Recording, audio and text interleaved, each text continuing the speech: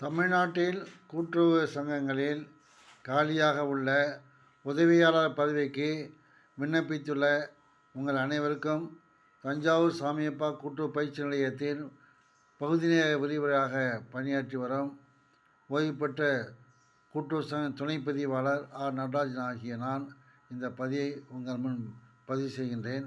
உங்கள் அனைவருக்கும் எனது நன்றி. தாங்கள் இதுவரை என்னுடைய யூடியூபில் பார்த்து சப்ஸ்கிரைப் பண்ணதுக்கு உங்களுக்கு எல்லோருக்கும் நான் நன்றியை தெரிவித்துக் கொள்கிறேன். இன்று வங்கியில் முக்கியமான சில பகுதிகளை பார்க்கலாம்.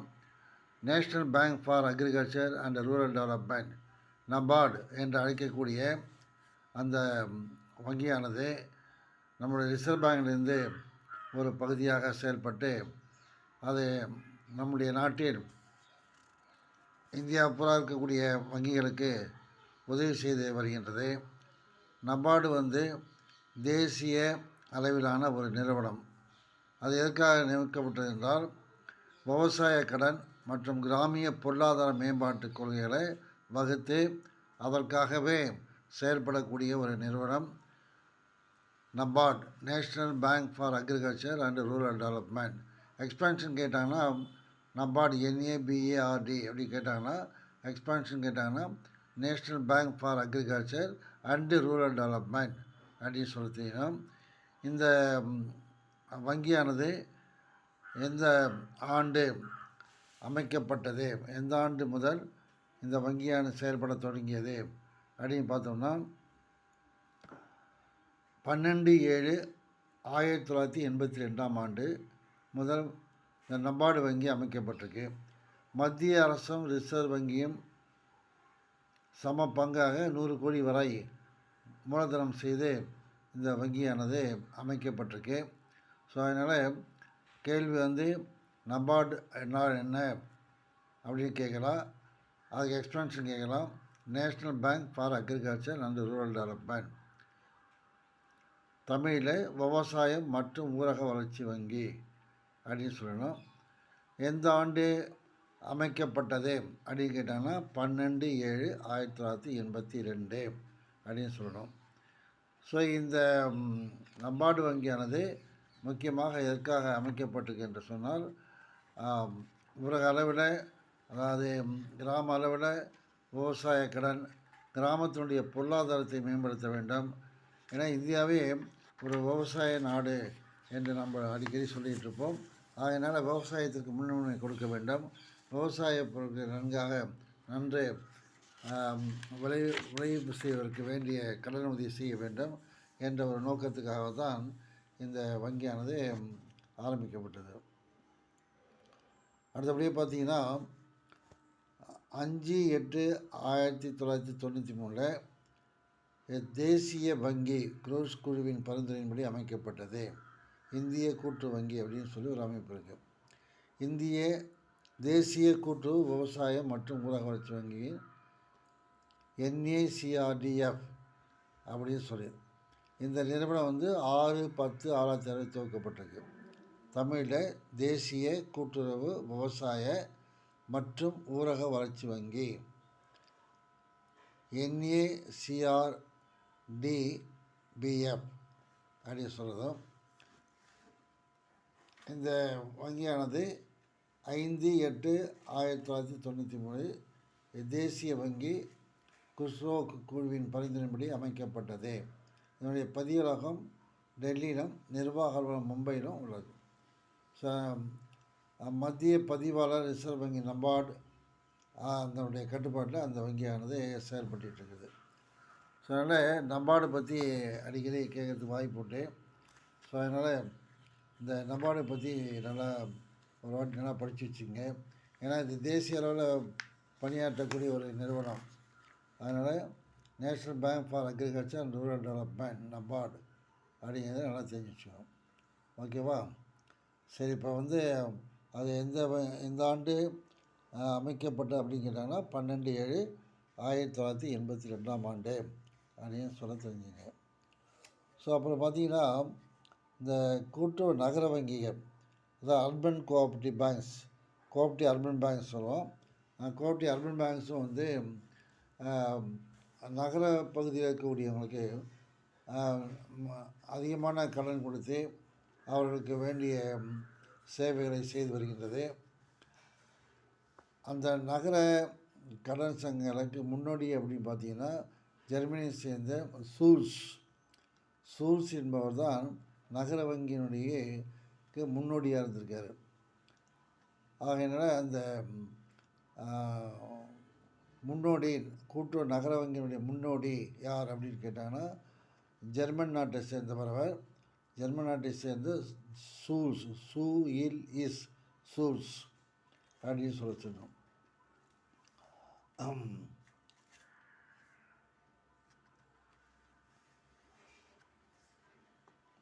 இப்போ வங்கிய ஒழுங்காற்று முறை சட்டம் பேங்கிங் ரெகுலேஷன் ஆக்ட் 1949 அந்த வங்கி ஒழுங்காற்று முறை சட்டத்தில் நகர வங்கி என்பதை வரையறை செய்திருக்கு. அது தொடக்க வேளாண்மை சங்கம் அல்லாத ஒரு பிரதம கூட்டு வங்கியை தான் அந்த நகர வங்கி, அதாவது தொடக்க வேளாண்மை சங்கம் அல்லாத ஒரு பிரதம சங்கம் தான் நகர வங்கி அப்படின்னு அந்த 1949 வங்கி ஒழுங்காற்று முறை சட்டத்தில் சொல்லப்பட்டிருக்கு. இப்போ முதல்ல நகர கூட்டு வங்கி எங்கே ஆரம்பிக்கப்பட்டது அப்படின்னு ஒரு கேள்வி கேட்கலாம். இந்தியாவிலே முதல்ல எங்கே கூட்டுறவு நகர வங்கி ஆரம்பிக்கப்பட்டது, எந்த ஆண்டு அப்படின்னு கேட்டால் இது ரொம்ப முக்கியமான ஒரு கேள்வி. 1904 அது 1904 தமிழ்நாட்டில் இருக்கக்கூடிய பெரிய காஞ்சிபுரம் என்ற ஊரில் முதல் கூட்டுறவு நகர வங்கி பதிவு செய்யப்பட்டு அது வந்து செயல்பட்டுருக்கு, இது வரைக்கும் செயல்பட்டுருக்கு. அதனால் இந்த கேள்வி வந்து ஒரு முக்கியமான ஒரு கேள்வி. முதல் நகர கூட்டு வங்கி எந்த ஆண்டு அமைக்கப்பட்டது அப்படின்னு கேள்வி கேட்டாங்கன்னா 1904 ஆண்டு தமிழ்நாட்டில் உள்ள பெரிய காஞ்சிபுரம் என்ற ஊரில் வந்து அமைக்கப்பட்டிருக்கு. அதான் சரியான விடை. ஸோ அதை நீங்கள் நல்லா மனசில் வச்சுட்டிங்கன்னா ஒரு கரெக்டான ஆன்சர் நீங்கள் ட்ரீட் பண்ணலாம். ஸோ முதல் எங்கெங்கே ஆரம்பிக்கப்பட்டது, மத்திய வங்கி, நகர வங்கிகள், இதே போல் கேள்விலாம் வரதுக்கு வாய்ப்பு உண்டு. ஆனால் நகர வங்கியை பொறுத்த வரைக்கும் பெரிய காஞ்சிபுரத்தில் 1904 ஆரம்பிக்கப்பட்டிருக்கு அப்படின்னு அதை சரியாக தெரிஞ்சுங்க. அதுபோல் நகர வங்கிகள்லாம் விவகார எல்லை பார்த்தீங்கன்னு சொன்னால் அந்த நகரத்தில் கூடிய எல்லையில் குடியிருப்போர், அசையா சொத்துக்கு வைத்திருப்போர் உறுப்பினர் ஆகலாம் அப்படின்னு சொல்லி அந்த நகர வங்கியினுடைய பயிலாக பார்த்தீங்கன்னா அப்படி இருக்கும். இப்போ வந்து பார்த்துட்டோன்னா நகர வங்கியில் அப்படி டெபாசிட்ஸ்லாம் வந்து அதிகமாக போடுறாங்க. காரணம் என்னென்னு கேட்டால் நகர வங்கியை வந்து பொறுத்த வரைக்கும் மற்ற வங்கிகளை விட வட்டி விகிதம் கொஞ்சம் அதிகமாக கொடுப்பாங்க. ஒரு 0.5% வந்து வட்டி விகிதம் அதிகமாக கொடுப்போம். வைப்புதாரர்களுக்கு அதிகமாக கொடுக்கறதுக்கு ஒரு வாய்ப்பு உண்டு. ஸோ அதனால் நகர கூட்டு வங்கியில் டெபாசிட் போடக்கூடிய ஒரு அந்த எண்ணம் வந்து இப்போ மக்களிடையே அதிகமாக வந்து வளர்ந்துருக்கு. காரணம் வட்டி விகிதம் வந்து அவங்களுக்கு வட்டி அதிகமாக கொடுக்குறாங்க. அதே சமயத்தில் அந்த அவர்கள் போடக்கூடிய அந்த ஃபிக்ஸட் டெபாசிட் நிரந்தர வைப்புகளுக்கு பாதுகாப்பு உண்டு, இன்சூரன்ஸ் பாதுகாப்பு உண்டு. அந்த பாதுகாப்புனால அந்த பணத்துக்கு வந்து எந்த விதமான ஒரு அச்சமும் இல்லை அப்படிங்கிறத அவங்களுக்கு தெரியப்படுத்திக்கலாம். ஸோ அதனால் நகர கூட்டு வங்கிகள் வந்து நகரப்பகுதியில் உள்ளவங்களுக்கெல்லாம் நல்ல ஒரு சேவை செய்து வருகிறது அப்படிங்கிறத நம்ம பார்த்துக்கலாம்.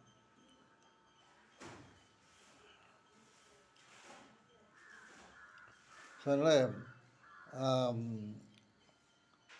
அர்பன் பேங்கை பொறுத்த வரைக்கும் இரட்டை கட்டுப்பாடு அப்படின்னு சொல்லுவாங்க. இரட்டை கட்டுப்பாடுனா உரிமை வழங்குதல், கிளை திறத்தல், ஆய்வு, வங்கி ஒழுங்குமுறை சட்டம் அமுல் ஆகிய பணிகள் ரிசர்வ் வங்கி வந்து மேற்கொள்ளும். அதுபோல் அமைத்தல், நிர்வாக குழு தேர்தல், தணிக்கை, ஆய்வு இதர பணிகளை வந்து போன்றவை நம்முடைய கூட்டுறவு சங்கம், அதாவது கூட்டுறவுத்துறை பதிவாளர் வந்து அதை பார்த்துப்பாங்க. ஸோ அதனால் நகர கூட்டு வங்கியெல்லாம் இரட்டை கட்டுப்பாடு உள்ளது அப்படின்னு கேட்டாங்கன்னா இரட்டை கட்டுப்பாடு உள்ளதா அப்படின்னு கேட்டால் ஆம் அப்படின்னு தான் சொன்னால் தான் விடை. யார் இரட்டை கட்டுப்பாடு அப்படின்னு பார்த்தீங்கன்னா, ஒன்று வந்து ரிசர்வ் பேங்க், இன்னொன்று வந்து துறை சார்ந்த பதிவாளர் அப்படின்னு சொல்லணும்.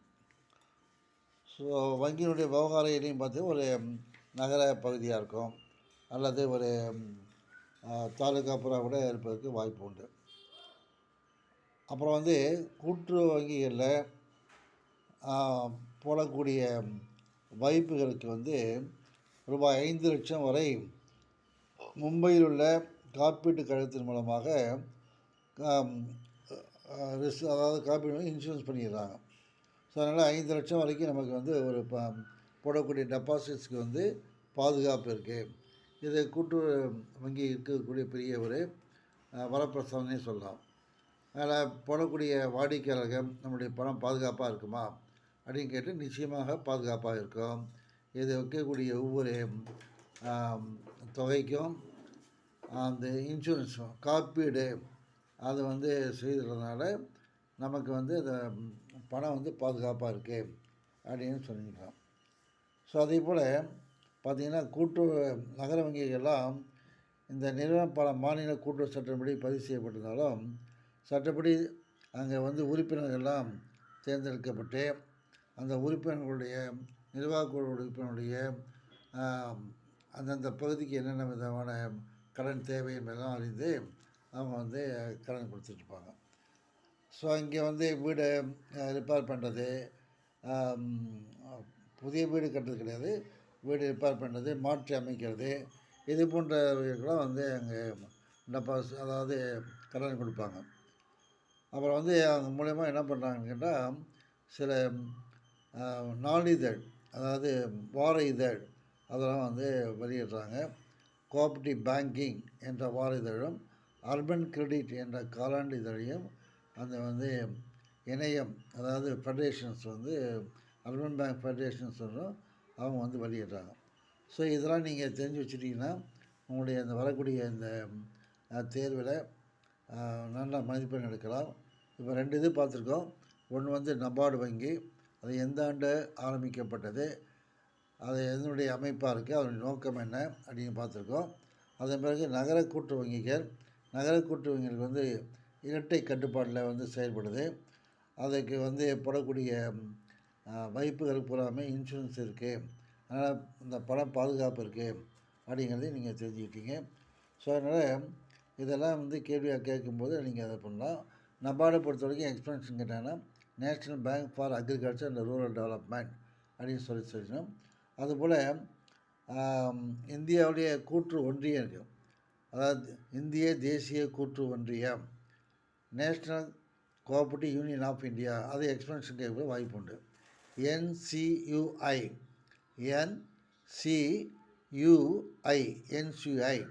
அதனுடைய எக்ஸ்பென்ஷன் கேட்டாங்கன்னா national cooperative union of India, அதாவது இந்திய தேசிய கூட்டுறவு ஒன்றியம், அது நியூ டெல்லியில் இருக்குது.